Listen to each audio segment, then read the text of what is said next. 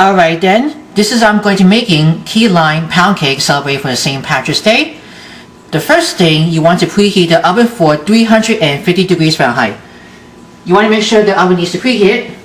You want to take out the loaf pan. You gotta spray it with non-stick cooking spray, line with some parchment paper.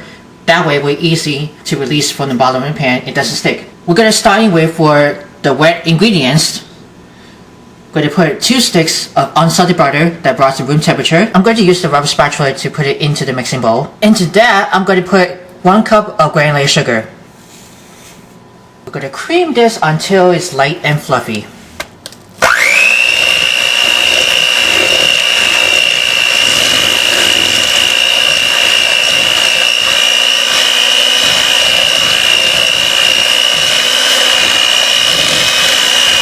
Alright, these ones cream together, very light and fluffy. I'm going to add 3 large eggs, make sure it's room temperature. We're going to beat in one at a time.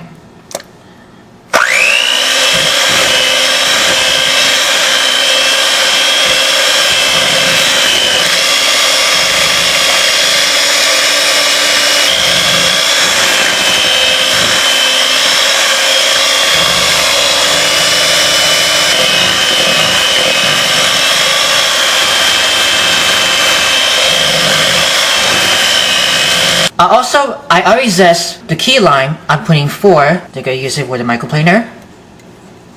Look at all those lots of key lime on the zest. I'm going to juice it and squeeze it the rest of the 4 key limes. Alright, let's get this juicing for the key lime. I'm going to use with the juicer. Let's give that a squeeze. Gotta make sure to remove for the extra seeds. Just squeeze it really harder for the juicer. Alright, we're almost done juicing for the key lime. Let's squeeze the last half. That would be about juicing for the 4 key limes. That makes about 8 teaspoons. Now we're going to add for the Greek yogurt where the key lime has been blended. We're going to put it in for 5.3 ounces.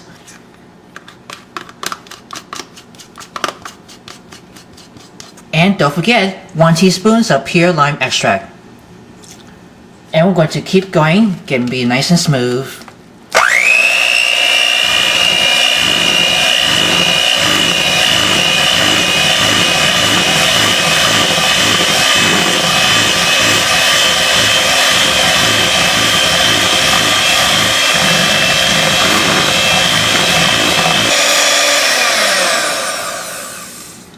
This is almost getting turned out. We're going to set this aside to prepare for the dry ingredients. Now for dry ingredients, in a separate bowl, I put 2 1/4 cups of all-purpose flour. I'm also going to put about 2 teaspoons of baking powder. I'm also going to put in about half teaspoons of kosher salt. I'm just going to give this to a stir around with the wire whisk. And we're going to put the dry to the lime flavored cream mixture. You gotta make sure you get that nice smooth batter. Okay, let's dump that right here. I'm just gonna do little by little.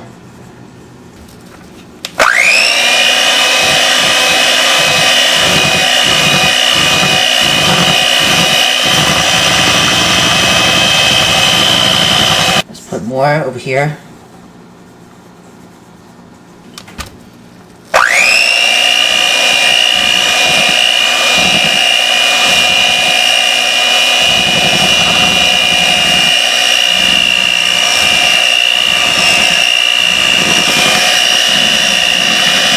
We're almost there. We're going to finish the rest.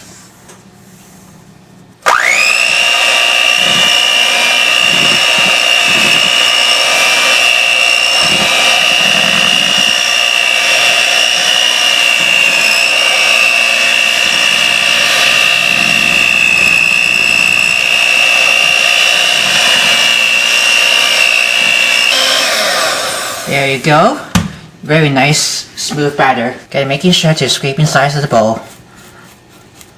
Let's go into the prepared pan. This one, I just sprayed it with non-stick cooking spray and I use it with some parchment paper. That way we're easy to releasing from the pan after it's baking. Then I'm going to spread it evenly.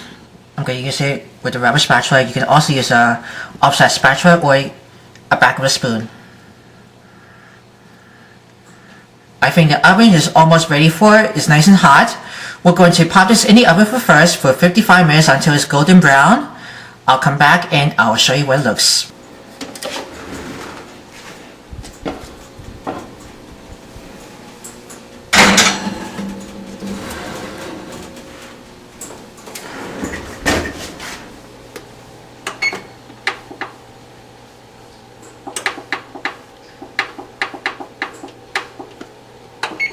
Now, after it's fresh for 55 minutes, I just took it out of the oven. What I like to do, just want to cover it with aluminum foil. It doesn't get burnt on top. Want to return it back in the oven for a second for additional 30 minutes. The total will be 85 minutes. You gotta make sure to wear oven mitts while the pan is still hot. Right, thing is ready after it's about additional 30 minutes. I'm going to take this out of the oven. I'm going to remove the foil, and look at that. We're going to put this on a wire rack to cool for 40 minutes. Using the toothpick to insert into the center of the cake to check with, and it comes out clean. Look at the toothpick. Oh yeah, don't forget to remove it from the pan, peel off the parchment paper from the bottom, flip it on the rack, flip it back over. I can see the problem was I flipped it over too quickly. Might be broken one, and I just already made a mess. But that's alright. I'm just gonna let them keep in cooling for 40 minutes or go for it. I'm quite sure up to about 26. But anyway, I'm gonna prepare the glaze. Alright, while we're waiting for the cake, it has been cool for 40 minutes still on. I'm going to prepare for the powdered sugar glaze. I have a half a cup of powdered sugar. I'm also going to zest and juice with 1 key lime. I'm going to finish that the rest. Oh yeah, don't forget for the juice. And 1 teaspoon of pure lime extract. Combine all these together in a medium bowl and stir it together. This is going to be a nice glossy powdered sugar glaze flavored with key lime. Once the cake is just cool after 40 minutes, we're going to assemble for the pound cake. We can go ahead and drizzle the glaze right on top of the warm cake. It's going to be the drip over it. I can put it on a cooling rack. I usually line it with the parchment paper onto the cookie sheet.